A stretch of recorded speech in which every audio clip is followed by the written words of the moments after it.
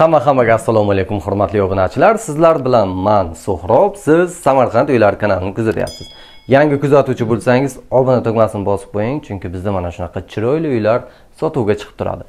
Keling, bugun uyimizda har doimgidek kirish eshigidan boshlaymiz obzorimizni. Bu uyimizda kirish eshigi yangi domlardan 3 xonalik uyni ko'rsataman. 95 metr kvadrat, ikkita sanuzil bor.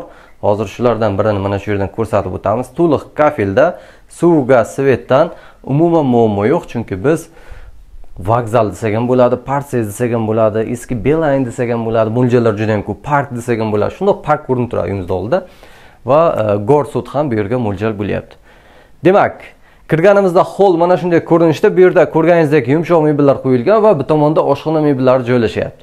Oshxonasi koridordami deyapsizlarmi? Yo'q, oshxonasi o'zining aslida joyi bor, lekin xonadon egalari kattaroq qilish uchun zalni oshxonani bu yerga ko'chiribdi. Va bu yerda ikkinchi sanuzilimizni tomosha qilib chiqamiz. Ikkinchi sanuzilimizda yuvinish xonasida Ariston, kirish mashinasi hammasi mavjud. Devorlarimiz to'liq kafilda. Isitish moslamasi esa Do'q konton katyol. Ikkita mashinka ko'rdimmi? Kirish mashinasi bu yerda ham bor. Xo'p, endi zalga o'tamiz. Uyimizda mehmonxonasiga. Mehmonxonada muzdukna, mana konditsioner ishlayapti. Mazzada, issiq paytida bu.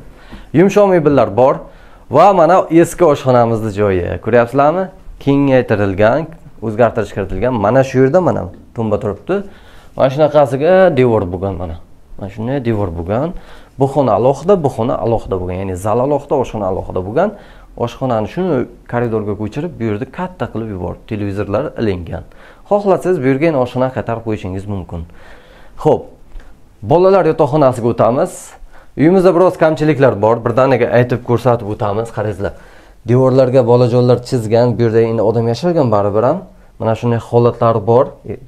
Kelganda ko'rganingizda videoda chiroyli edi-ku, hayotda bunaqa ekan demasliklaringiz uchun hammasini daskalarini ko'rsatamiz. Bu uyimizda bolalarga mo'ljallangan yotoqxonasi. Ikkita bolajon uchun hamma sharoit bor. Mana dars qilish uchun ikkita sharoit bo'lyapti. Kravatlar ham ikkita, shkaf bor, pardalar, asosiysi gulxo'y xona yo'q, hamma xonada deraza bor. Bu xonamiz esa kattalar, ota-onalar yotoqxonasi bo'ladi. Bu yerda arteldan televizor qo'yilgan, duxspanli kravat, tumbichkalar, tremolar, shkaflar bor, pardalar ilingan va patologlarni ham bitta ko'rsatib yuboring. Chiroyli, juda ham chiroyli. Mana shu bugungi uyimiz, mana shulardan iborat. 95 kvadrat metr umumiy maydoni, narxi esa $87,000 ekan. Yana kelishtirib beriladi. Ipotekaga ham bor, naqd pulga ham bor, sotiladi. Ipotekaga olmoqchi bo'lganlar 50% to'lov qilamiz. Qolgan 50%ni xohlagan muddatga 1 yilga, 10 yilga, 2 yilga, 3 yilga, 2 oyga farqi yo'q.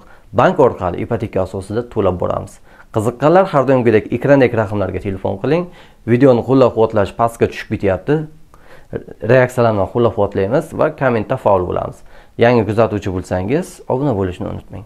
Hammaga rahmat, hamma obunachilarimga chiroyli uylar nasib bo'lsin.